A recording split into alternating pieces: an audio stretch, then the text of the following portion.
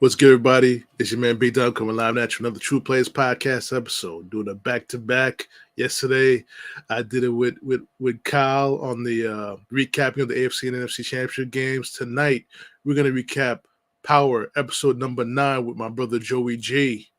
Stay tuned on this podcast. We're about to get started. Let's get it.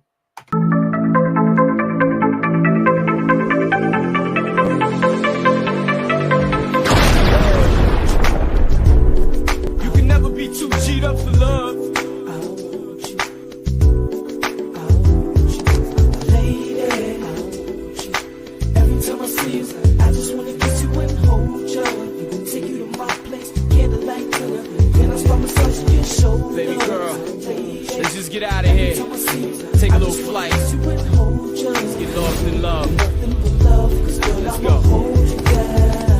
Ma, it's no problem to hold you, tongue stroke you. Please you like I'm supposed to. Touch spots that ain't ever been touched. And I won't stop till both these squirrels get their nuts. Hey, you know it's good when we freakin'. King size squeaking after I ease in. If you was with me, baby, 24/7, best believe that every single day would be a sweet day. Girl, you sweeter than a cheesecake. If you want beef, prophecy would be a beefcake. I make love to you till you fall asleep. Leave you with sweet dreams between the sheets.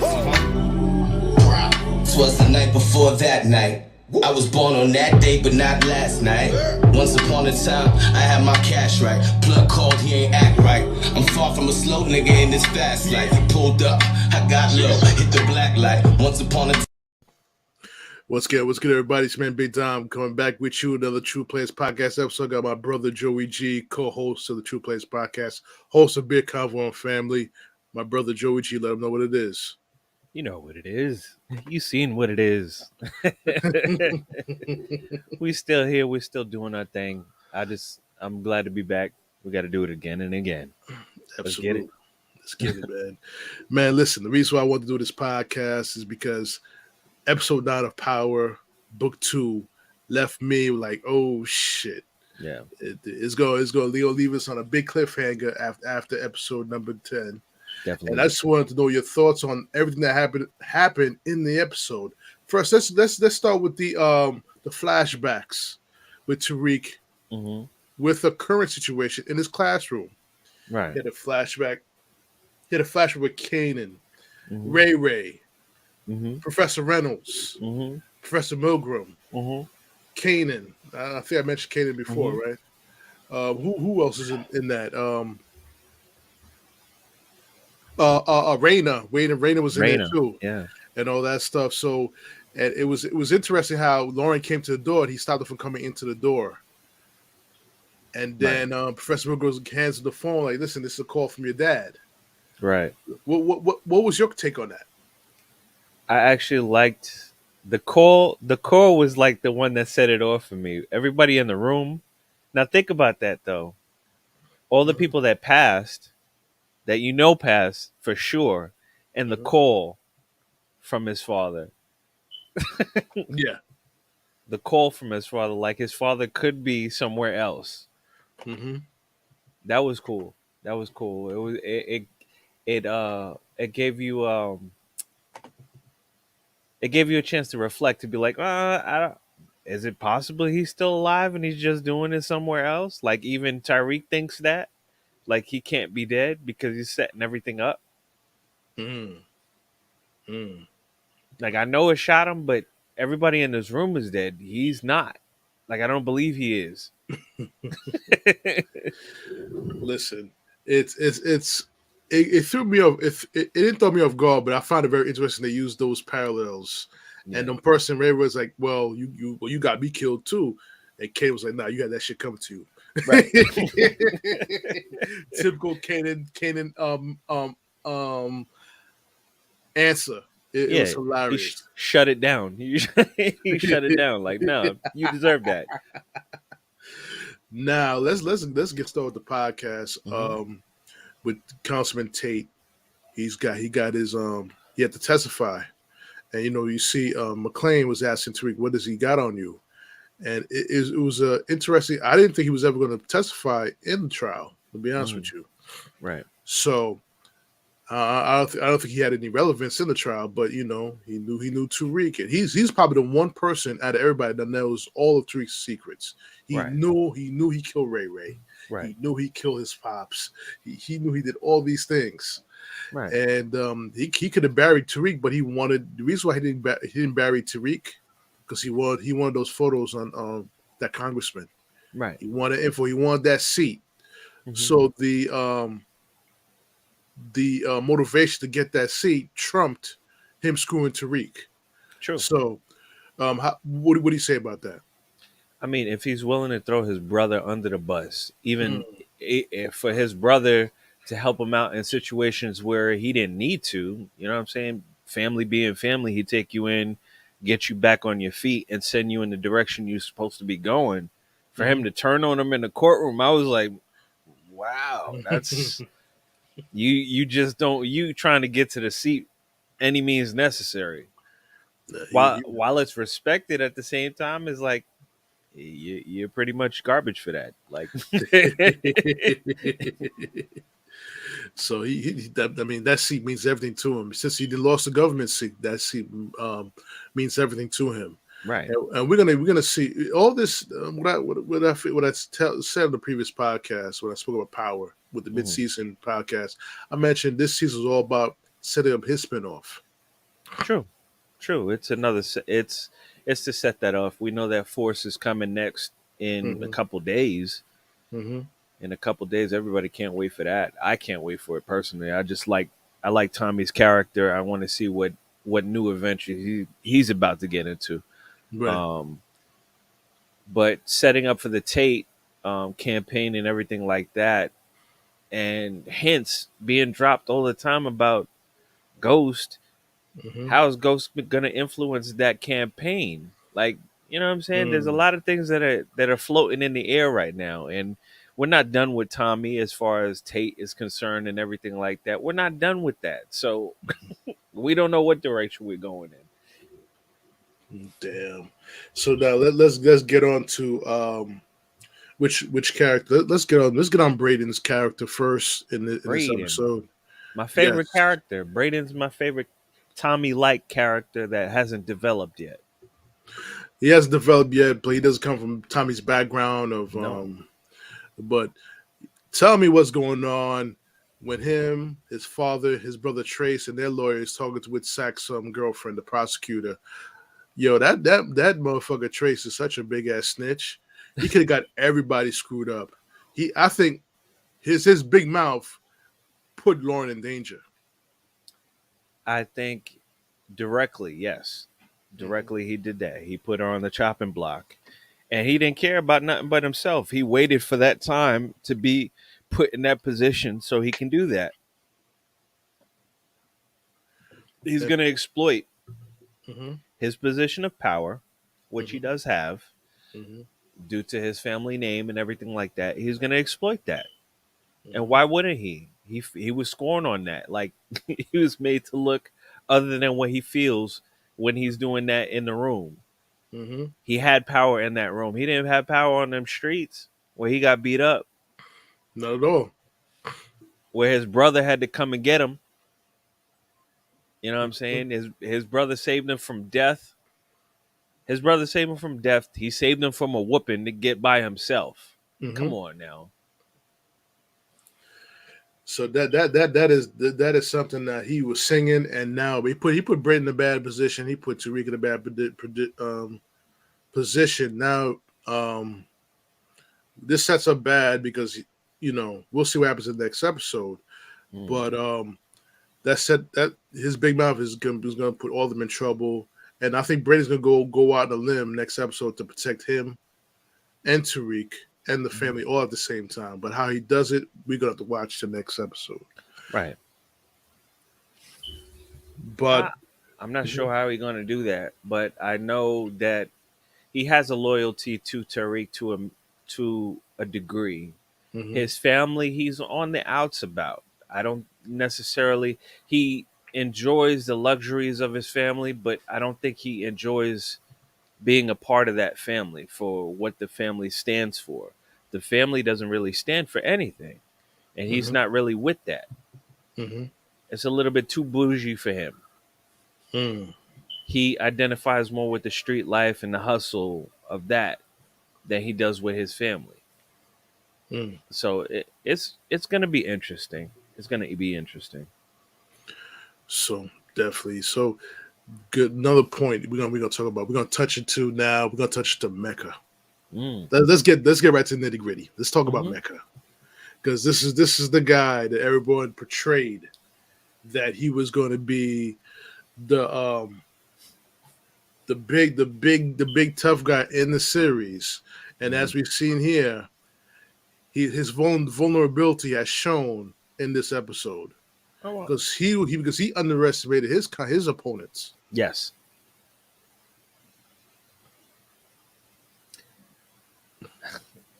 I'm still shaking my head at Mecca. Like, I thought you had everything in control. Like, from the outside looking in, it looked like you had everything on lock. Like Hmm. you were playing chess and people were playing checkers. That was my personal opinion. Hmm. Until you got matched by Tyreek. I mean,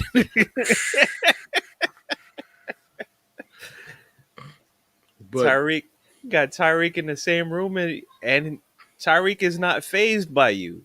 hmm That was the thing that made me laugh. Like, Tyreek was not phased. Like, okay, you're gonna kill me. Oh, like, I haven't been in this position before. Like, let me tell you about yourself.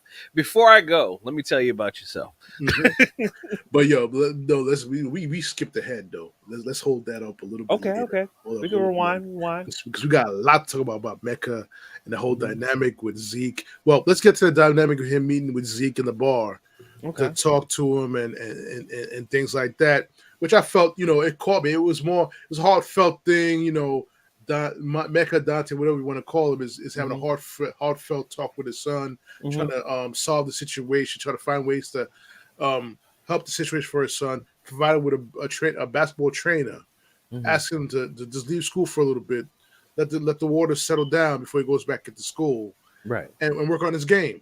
Right. And then Zeke's concern was the fact that he lied. If it comes out that he's really 23 and not 19, how it's going to affect his draft status, how it's going to affect him going to the Kings.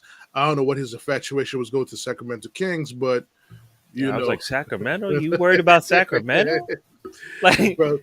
I mean, after the whole thing, after he said what he said, he was like, "Yeah, you could, if this comes out that that you are 23, you could forget about Sacramento." I was like, "What? Mhm. Sacramento? Like, who is worried about Sacramento?" Nobody, but Zeke. The Zeke freak. But let me. This is what I caught. It caught me because Hmm. Mecca was able to convince Zeke to talk to Monet.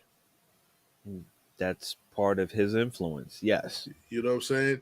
He Hmm. convinced him. He's like, listen, I'll do all these things for you, but you gotta speak to Monet and Hmm. let her talk to you about that stuff. Because Hmm. Monet was worried about Zeke. She kept on calling him and calling him to Right. find out, you know, what's really good. Why you not answering my calls? Hmm. Because you know what she did? She took care of Professor Milgram, his Yes. go-to woman. Hmm. She took care of that. Hmm. But what's your take on that? I mean, he did what a father was supposed to do in the situation. Now, did he have alternative means? Of course he did, because that's how he does. He knows in order to keep Monet under his wing, he's going to have to do the things that Monet wants Mm-hmm. or needs at the current moment. So he's going to take care of that. At the same time, trying to fulfill his duties by getting back with communications with his sons and getting to know his son. The only way to do that was to get them both on page. He could get them both two for one, Mm-hmm. and that'll work out in his favor. He's a manipulator. He's a manipulator. He knows how to move everything around. He's trying to move the chess pieces, but realize he's moving checker pieces. He got another opponent on the other side that he Right. didn't know about. Mm-hmm. But how'd you feel about after helping Tariq steal the product? Mm-hmm. How did you feel about Drew helping Diana get the product back for Lorenzo? Lorenzo was heartbroken about losing his product. He was more heartbroken losing the product than losing his wife. What's your take on that?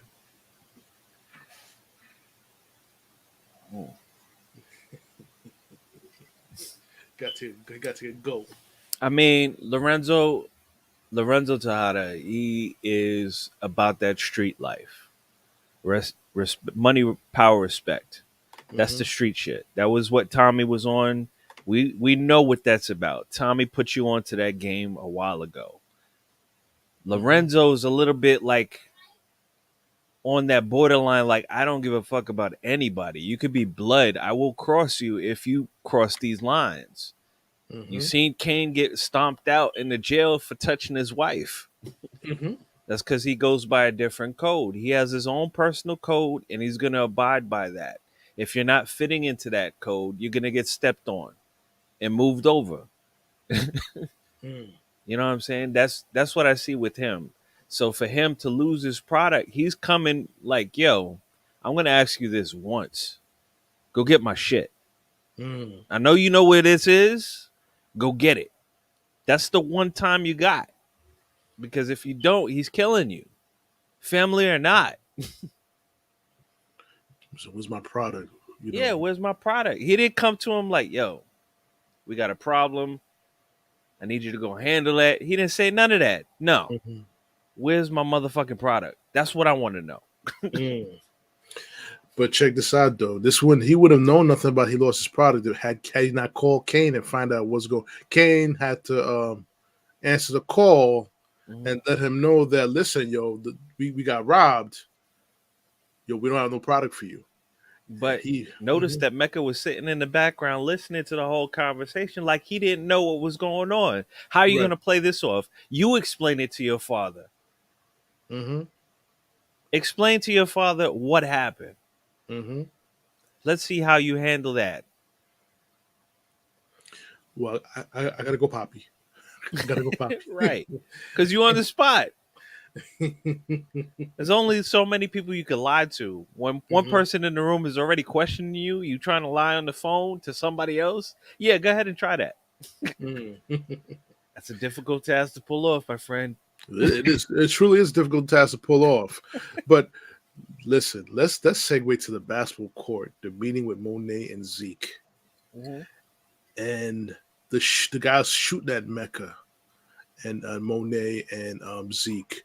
I don't know. There's so many scenarios that you come up with about who was behind that.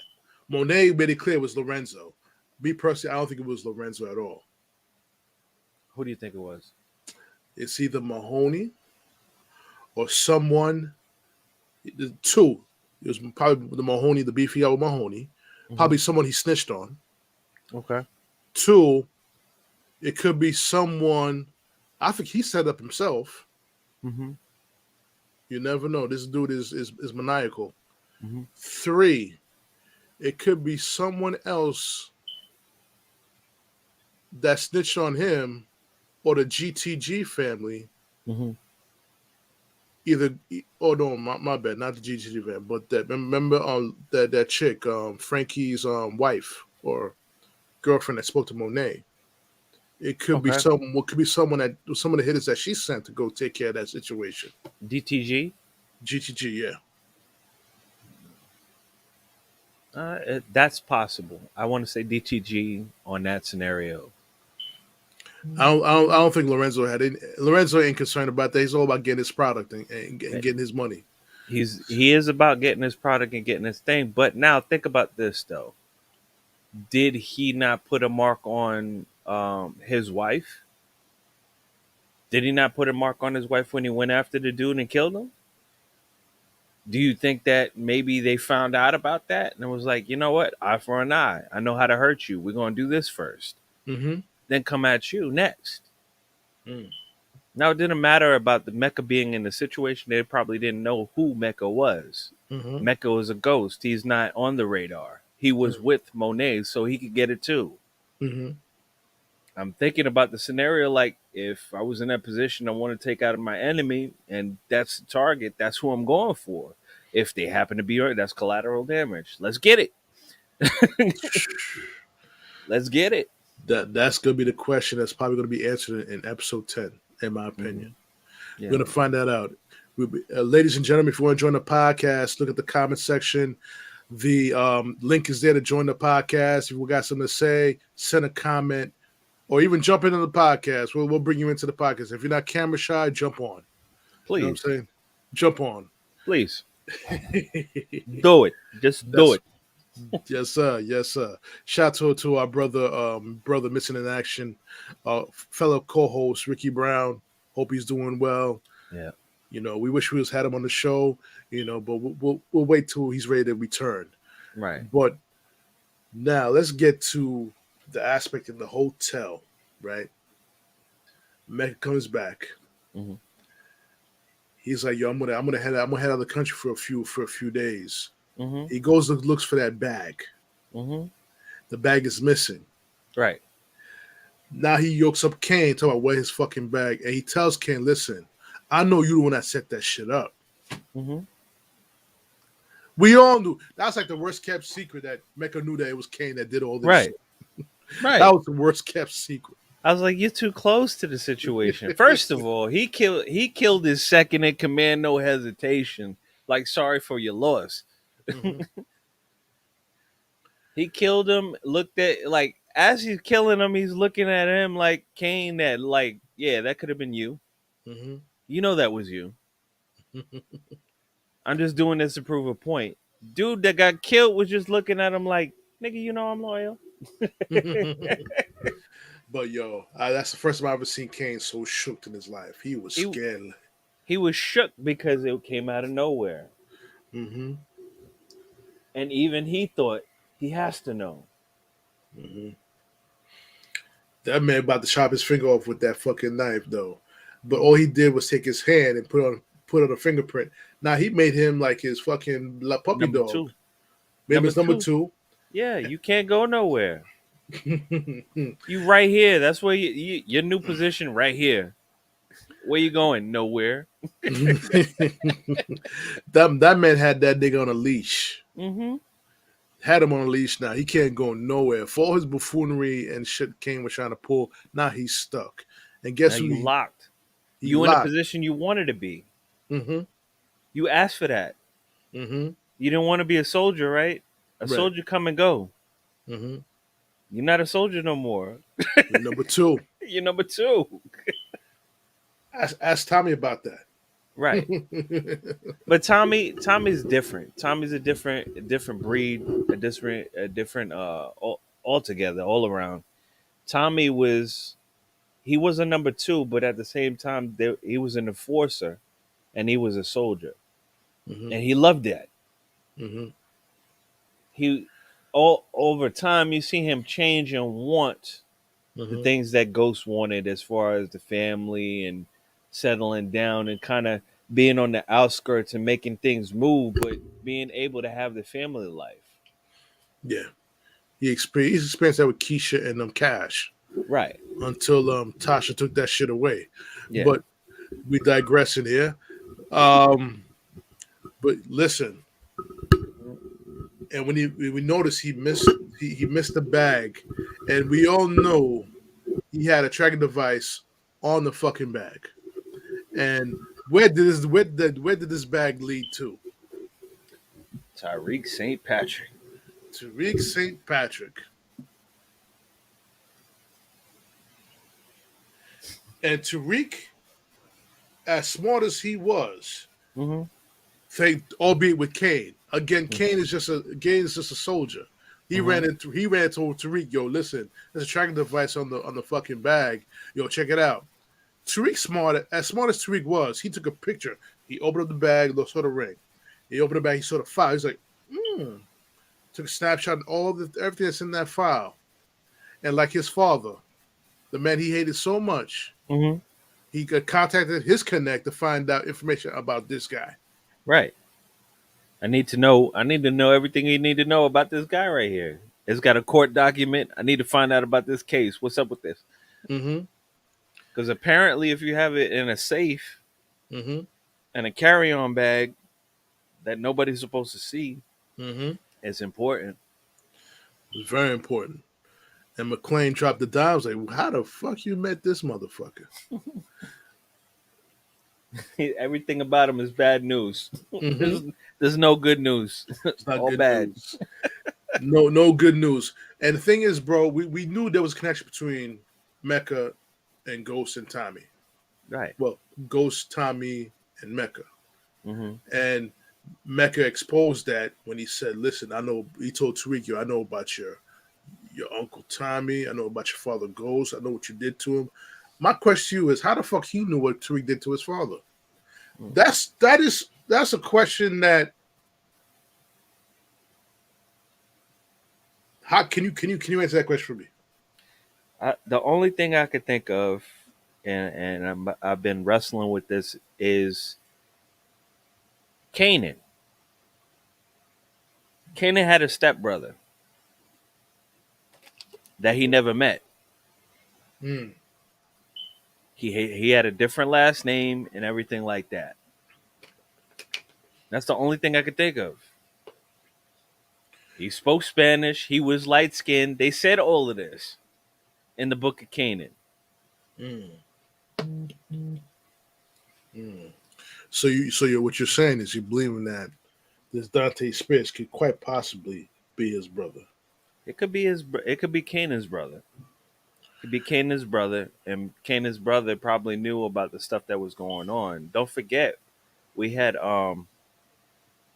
what's it? Jukebox. Mm-hmm. Jukebox talked to somebody in the family. She didn't Mm-hmm. hold all of that information Mm-hmm.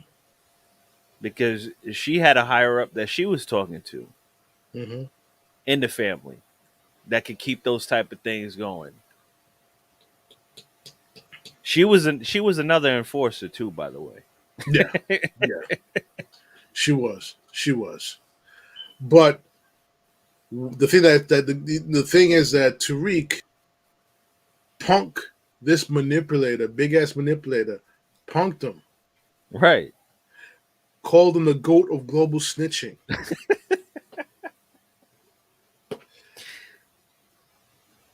Tariq was like, "Yo," confidently, because Mecca was not expecting that from Tariq. Mm-hmm. He was expecting them to be scared and everything like that. He's in college. He with the frat kids and all of this. You hanging with white kids. I get it. Yeah, yeah. There's a possibility. Yeah, I might scare this kid gun flashing around. Nah, Mhm. Tariq was like, "Yo, let me tell you about yourself." So this is a dynamic. Is going to be. It was a great interaction between the two of them, two Yes, powerhouse chess masters going at it. it was. One chess master underestimated the other chess master. Hmm. The other chess master learned from his daddy how to become a chess master. Definitely. You know what I'm saying? In that situation, Mecca wanted to kill him, but at the same time, he couldn't kill him. He respected it. How couldn't you? Like, I want to kill this kid, but he's really smart. I kind of like that. I'm gonna have to let this go for now and figure out how to use this kid. Mm-hmm. That's a lot. It's to kill him would be stupid because the potential is there for something greater that you could use later on. Mm-hmm. And if he knows all this history about the family or whatever the case may be, as far as his connection to that or non-connection to that, he's too valuable of a character to just get rid of. More valuable than Kane. Think about that. He's resourceful, even when he doesn't have.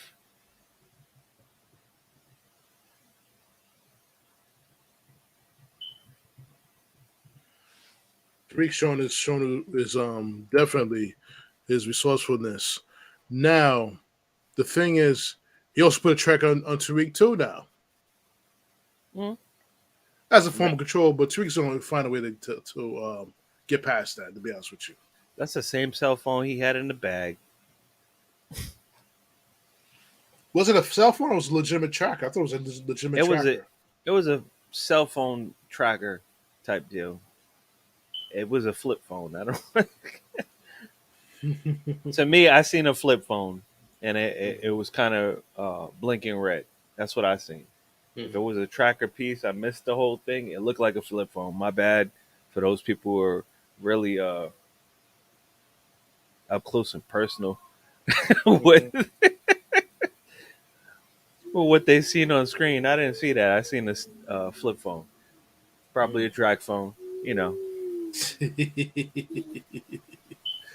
So now let's get on to the end of the episode. How now boom, Mecca goes back after that meeting with Tariq. But before we get to that point, let's get to the aspect of Braden, Lauren, Effie, and Tariq. Tariq is worried. He's talking to Effie about, I'm worried about her getting hurt by Kane. Mhm. I have to get her out of town. But Tariq speaking to Effie, I think this is going to be his major mistake. Being in a relationship with Effie is going to come back and bite him in the ass. This is the same girl who snitched on you in Choke. Mhm. You cannot forget about that. No. That's because she spread them legs, gave you some pussy. I mean, she's a cute little girl. You know, Mhm. I'm not gonna lie about that, but you, this is where us men lose our focus. We get good pussy, we get good pussy and shit. We lost track of what that particular pussy or female did to us previously. True. Blind. It Blind. blinded Temporary blindness. I got you. to red blindness, of course. But now Tariq had good intentions for Lauren. He wanted to protect her. He wanted to save her from whatever's coming aboard. Because she wasn't about that street life. She's not about that. She's a good girl. She's trying to go through school. She has a lot of things going for her career wise. She's set in what she wants to do and everything like that. All this stuff fell on her lap. Okay, cool. That's cool. Mm-hmm. Effie, Effie came up. She's doing her hustle thing. She knows what it takes to be a part of that. Mm-hmm. Any means necessary. She's been put in positions she didn't want to be put in. She found her way to get out. She's a survivor. Mm-hmm. Cool. I get that. Now, when it comes to Tyreek and Effie, they seem like a good couple, just like James St. Patrick, excuse me, as Ghost was with Tasha. Mm-hmm. Now we have Lauren and Tyreek, and Mm-hmm. that's the same example of James St. Patrick and Angela Angela Valdez. Angela Valdez. We have the same scenarios popping off, different time periods, and laid out in a different fashion. Laid out in a different fashion. Like there's no difference to me in these characters when it comes down to the love and Mm-hmm. who's willing to accept and who's not willing to accept. Mm-hmm. Everybody's evolving. So you kind of see the beginnings of what could have been for Ghost and Tasha and Ghost and Angela. You kind of see that in that just Mm-hmm. because of that play out. Mm-hmm. I kind of I kind of my personal thing. I do like Effie. I like Mm-hmm. Effie because she is on point with the street stuff. Lauren, I don't think she was gonna last. So it's like you were good for him because you would have took him in a different direction, Mm-hmm. but I don't think he's going to go in that direction right now. So his better thing was to let you go, make sure that you were safe, and push you on your way. Mm-hmm. But Braden, he had his alternative plan. He was told by Kane to kill him, Hmm. but he had an alternative plan. Like, yo, I'm gonna give this girl some money. Go to this train station down about a mile away, and disappear. Hmm. But guess who comes up with a brand new car? Wasn't that chick driving a beat down Toyota Corolla, some shit, when she met up with Monet? Now she's Right. driving around with an Acura. Mm. You know what I'm saying? Effie comes in and she knew Braden was not going to do it because of the conversation she had with Braden. Hmm. But her motives to make sure that happens is you're in competition for the same man. Right. And the man that you want doesn't entirely have you don't entirely have his heart. The girl that you want to kill has his heart. Mm. But you as a female believe you're better for him because you understand who he really is. Right. You can't be yourself Mm-hmm. around her. Mm-hmm. And you don't know that though because Lauren also has secrets too. Mm-hmm. Did she mention her brother was a drug addict too? Mm-hmm. So there's a whole lot of scenarios here that I felt bad for Lauren. I felt she was used by every person, every single person, every dirty person in power. She was used by Tariq. She was used by Professor Milgram. Yeah. You know, every dirty person that she was used by. You Mm-hmm. know what I'm saying? And but probably the whether or not is she dead or not, bro. What's your opinion about that? I mean, I don't think they could kill. I don't think they should kill that character off. One, it's gonna draw attention straight to Tariq, Oh yeah. straight to Tariq. But remember, you did say earlier that Effie did turn on Tariq earlier. Mm-hmm. Now, this is another way for her to do it again that'll probably stick. The question I have, if that was a scenario, is what did Tariq do to her, directly or indirectly, or was it something her father did or his father did to a family member for this whole to play out? Because it seems like she has an ulterior motive on top of everything. Mm-hmm. And she's like very, very set in trying to make that happen. Like she has an enemies necessary type of mentality. Mm-hmm. Even when Tyreek was swaying in the wind and Braden was swaying in the wind, she told them exactly what they needed to do to set them on the path that she felt Mm-hmm. was in the best interest. Would eventually get to her best interest. Mm-hmm. Like she's playing games on top of games is what I'm trying to say. She wants to be the head person in the drug game Right. while having Tariq. No, don't forget she talked to what's her name? Kane. No, no, no, no. What's her name? The other Tejada. Diana. Diana Tejada. She talked to her and she was setting her straight. Yeah, Diana Tejada. We're talking to her about setting her straight on how to do the school thing and the street thing. Mm-hmm. What was the purpose in that? It's all about control, man. Control. You got people that you got people under you without feeling like they're under you, but they're coming to you for advice.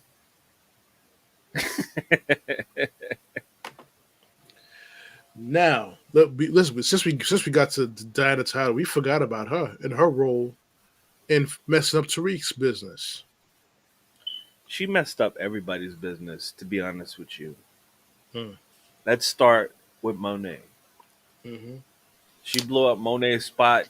she she basically walked in a room, threw a grenade, smiled at everybody in the room, was like, "You see what it is." Mm-hmm. But was she pushed to that though? Was she? Because it almost felt like she was trying to be honest with her father. She was trying Mm-hmm. to be honest with her father. I get that, but you're betraying your mother at the same time in front of everybody. You didn't ask your mother. You didn't pull your mother to the side and ask her about the business.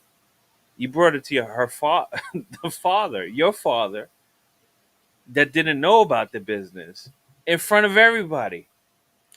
But question though, didn't she try to warn her mother though? Listen, they had a cat fight for a minute now. They've been having a cat fight. This is what happens when you have two women in the house. One's head of household and the other one's coming up. We're gonna have that back and forth going at it. Mm-hmm. It's guaranteed. That happens with a man too. You're gonna have Mm-hmm. that back and forth. But I don't feel like that was an opportune time to drop that bomb. Mm-hmm. Regardless of how she felt about her mother and how her mother was moving or whatever the case may be, you still living under her roof though. Right.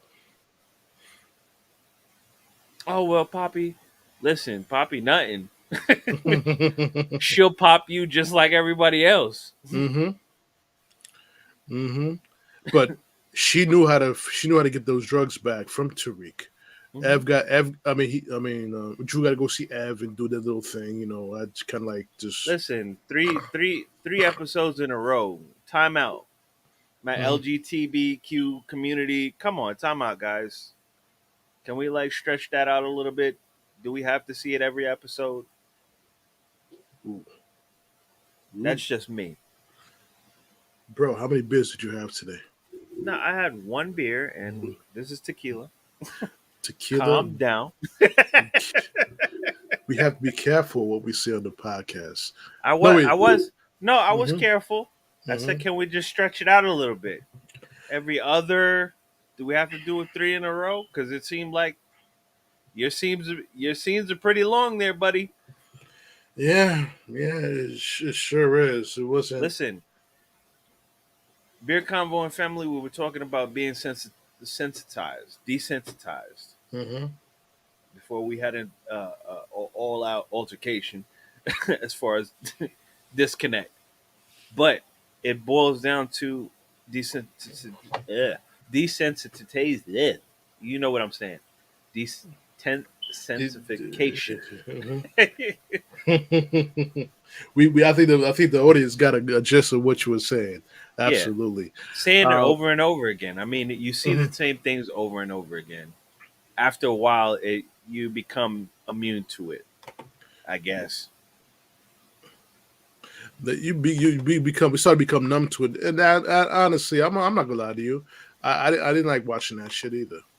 You know what I'm saying? But I'm just tired of watching it. First of all, let's let's deal with the real fact. If it was two women and they were attractive people, okay, cool. We'd be mhm. with it. These are not two attractive people on screen. Period. Let's move on from that. I don't want to see it. Listen, let's move on. Let's move on from it right now. So I don't want to give it. I don't want to give it any more play on it right now. Ammunition. You Any ain't more giving it. play? Any more play? I'm done with it. I had to change my whole value system on the True Players podcast. I have to, in the interest of protecting my income, I can't talk about certain things. So, so once I stop being working at some place, I will have to reserve that disclaimer. That disclaimer is on the line. Mhm. But the same token is too her role because Tariq only told her about the course correct, how they had the little QR code. Listen, she blew up that whole spot. Now that now if anybody if Effie was gonna murk anybody, it should be her. Yeah. Hands down. Hands Uh-huh. down. Mm-hmm. Now will Effie be put in a position later on to have to do that? But will And that Tariq? would make no, it would be Effie. I'm telling you, it was gonna fall on Effie's lap. Then that would make two that she's taken Mm-hmm. from Tyreek. Mm-hmm. And the second one, I don't think it would be too much of a choice for her. Like it would be like, oh, that her too? Okay, cool. I mean, she had a piece of Tariq too. After she was told by Effie not to even give up a cookie to him, she gave up the cookie real quick. More than once. So that kind of taking me aback, but we'll see how Tariq's going to handle that situation as far as that goes. Now we're Yeah. going to end up with Mecca. Um, he comes back. Kane had to call his mother. He said, "Mama can't come home." He cried like a bitch to his mama. And Monet What also do you mean? Where you at? she sees control of that situation. Yo, where you at? I'm gonna come Right. see you. Give me a picture Right. of this guy Mecca. Right. And then the spot was blown when he came back. He was yelling at Kane and shit. And Monet's right the fuck there. She's like, put your gun away.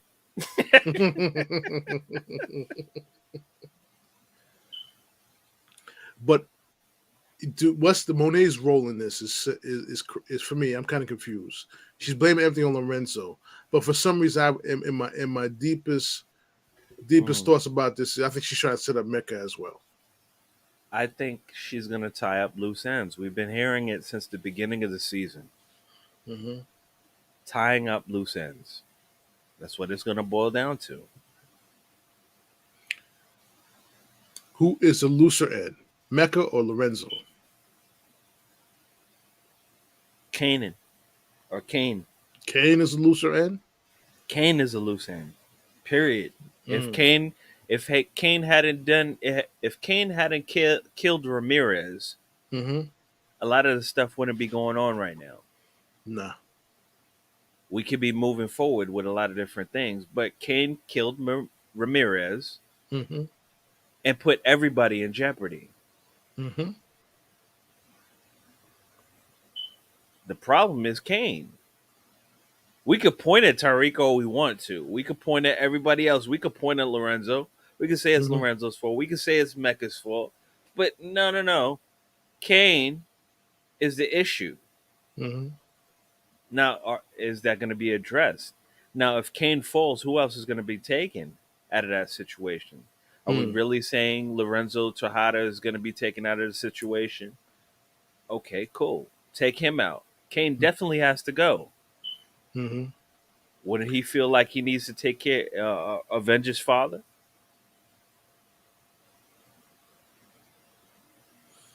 I honestly, before we talk about that in the episode number 10, you know, in my opinion, Uh-huh. I think it's gonna be a parallel to between Kane and Lorenzo. The same thing parallel between Tariq and Ghost. Wait, are you telling me there's going to be 2 episodes this weekend? No, it's gonna be one. It's gonna be one. Force. Force, yeah, Force. Okay. Force. The end of the season of episode 2, book 2. Oh, they're Season doing 2. both. They're doing both back to back. Oh, see, I Back didn't to know back. that. I didn't know that. Back to back. So that's what. I thought we were ending this the way it was, and then Mhm. we're moving moving on to the next one. Yo, No, okay, okay, that's why okay. next week's gonna be a very big episode. We got to tune in. I already got slated. Next Thursday we're gonna recap the final episode of Book 2, Season 2, Okay. and Season 1 of Power Book Force. Our guy Tommy has returned. Yes. You know what I'm saying? So I mentioned someone's gonna ask Kane to kill Lorenzo. But you notice Would he how do it? Hmm. Would he do it though? if he does pull it off, then Drew's gonna try to kill him. I think that's an interesting power dynamic too, Drew and Kane. Because out of the two, I believe Drew. After the two, I believe Drew's is the more deadlier one. Because he's unpredictable. Mm-hmm. He's thought of as one way, and that's partially because his his preference as far as uh, partners and stuff like that. Mm-hmm. That's part of it. He's a little bit more soft on the softer side, even keel, Mm-hmm. doesn't really show emotion. But we've seen we've seen him go to 0 to 100 real quick. We've seen Mm-hmm. him do that, so it wouldn't be surprising. Mm-hmm. We've seen Kane and him fight, and not for nothing, what I seen in the fights was like, yo, he could flip the script if he gets to that point. Mm-hmm. Kane keeps underestimating him. Mm-hmm. Now, I don't know what's going to happen later on, but Mm-hmm. that's going to be very interesting. That'll be something to definitely take a look at, bro. Right. Definitely take a look out for. So, listen, Mecca seems like Mecca's going to back out Mm-hmm. of killing Lorenzo. Why is he trying to back out? What business deals are being done under the table? Mm-hmm. Remember, he brought Lorenzo into the fold. Mm-hmm. Why?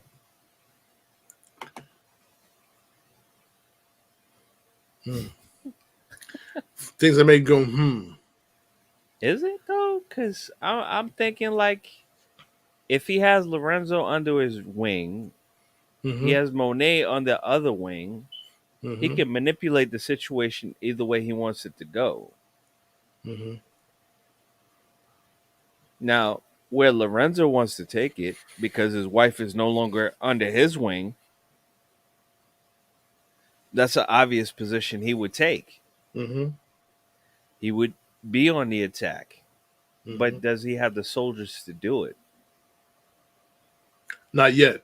But you notice when he got his product, he was moving where he was moving around in Queens, getting confidence. He saw that money flowing like it was water. He gained that confidence. He was back in his element. That was his element as far as the street stuff. But you're not the connect. Right. Remember, even Tommy wanted to be connect. Mm-hmm. Connect is the shit. Like connect is that it's almost boss, but it's I can move freely the way I want to move. Mm-hmm. Street, you connected to that. You there's no moving out of that. You're connected to that. You don't have product, you can't move nowhere. No.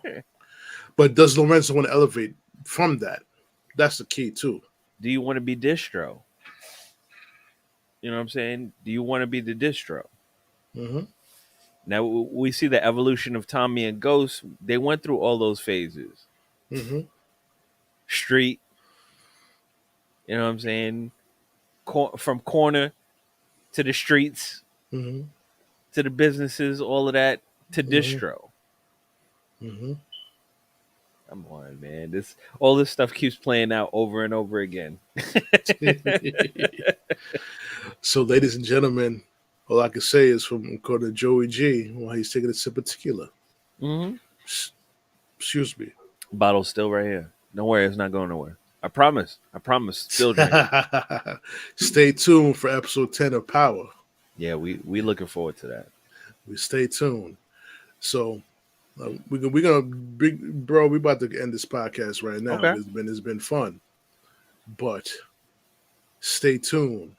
Listen, ladies and gentlemen, subscribe to my YouTube channel, True Players Podcast on YouTube, so you get notifications when I'm going to go live with JoeyG or when my videos coming on next. You have a glimpse of what you're going to have when you jump on the YouTube channel. So subscribe to my channel.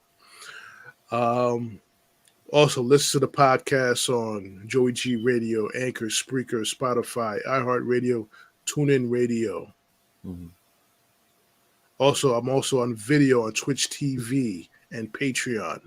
I will be on Believe soon. So we're going to take the opportunity to extend it to that.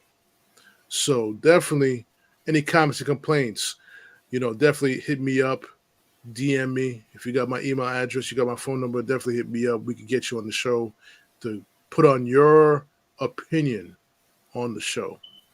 Don't be scared. So JoeyG, what do you got to say? What is it? What JoeyG? We could be and him going to be working on another episode for Beer Convo Family. Mm-hmm. Of course, we got a few of them to do, bro. Oh, definitely. Most definitely, we do have a lot to do. I was thinking about this being that we had the last podcast and the podcast didn't go exactly the way we would have liked it to go. We had good guests on the show. We had alumni from high school and everything like that. We had Mars from down in the den. We had Cal Dele on the podcast, and our strange co-host Doc Lee. We had her on the podcast, and we were talking about the effects of PTSD and watching things.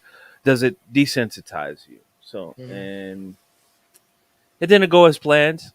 Mm-hmm. You know what I'm saying? I take part in that. I think part of the issue that happened on the show was more so like a insensitivity to a black woman in position of academics that was overlooked in conversation. Mm-hmm. That was kind of a sensitive subject when the points were brought up. I felt like maybe um, she was made to look angry or whatever the case may be. But that was then. After reviewing everything and understanding how everything goes on the podcast, you've been here before as far as True Players podcast. You see Venting with Joey G. You put everything on the table and you decipher it the way you're going to decipher it. Mm-hmm. Apologies were given, Mm-hmm. period, point blank. I'm not going to hold no punches for that. Everybody in the on the podcast has apologized. We moved on from that. So there it is. You want to hold on to that? That's your position. Um, Moving forward, I just know I have to handle things in a different light. Mm-hmm. Okay, we're gonna have to put some ground rules down and just change things up just a little bit. So everybody on the show has a piece to say. They're gonna say it, Mm-hmm. regardless of your feelings. Please keep your emotions and your feelings out of this because it's not for that. There's nothing to take personal. This is everybody's opinion that we're bringing to the table, but it's not for you to get defensive, and it's not for you to take offense to what we're talking about on Beer Combo and Family. True Players Podcast, we do the same thing. We talk from the hip. We put everything on the table, and we decipher it afterwards. But we're going to come up with a conclusion that everybody can digest. And if you don't digest what we're talking about, at least you understand our point of view, period. That's what we were going for. My wife gave me an explanation of how she would have felt if she was that guest on the show, or excuse me, the co-host on the show, and conversation went the way it did. I got that. I addressed that. Mm-hmm. This is the second time I'm addressing the first time on camera. Mm-hmm. I'm done with it. Mm-hmm. You won't hear this conversation ever happen again. And it's not because of machismo or whatever the case may be. No, it's time to move on. It's time to move on. The show didn't happen. It was never live or anything like that. So it is what it is. It's under the bridge. We're moving on, moving forward. Well, to interject to you, my brother. Mhm. Unfortunately, it's not going to be the last time you talk about it because I do plan on having an episode on protecting your brand. Well, That's the because episode. no. I'm just Mhm. saying it's as far as that particular show is concerned. I'm not going to talk on, but protecting a brand, definitely, definitely. It's a major thing that needs to be talked about when you're doing podcasts, regardless if you're a beginner, novice, intermediate, or professional. You definitely need to protect your brand, especially if you're trying to break out into the mainstream of the podcast Mm-hmm. conversation, talk show conversation, the Mm-hmm. Joe Rogan type or hot boxing with Mike type Mm-hmm. conversations. If we're trying to get there, yeah, brand is important.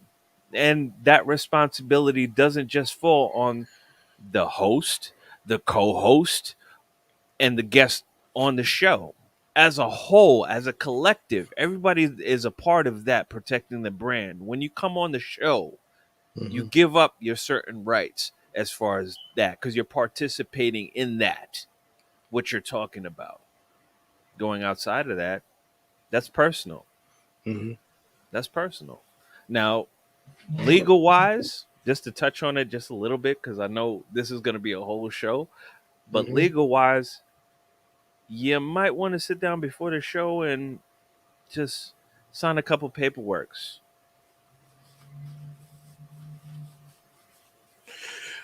It's something that after that podcast that didn't air.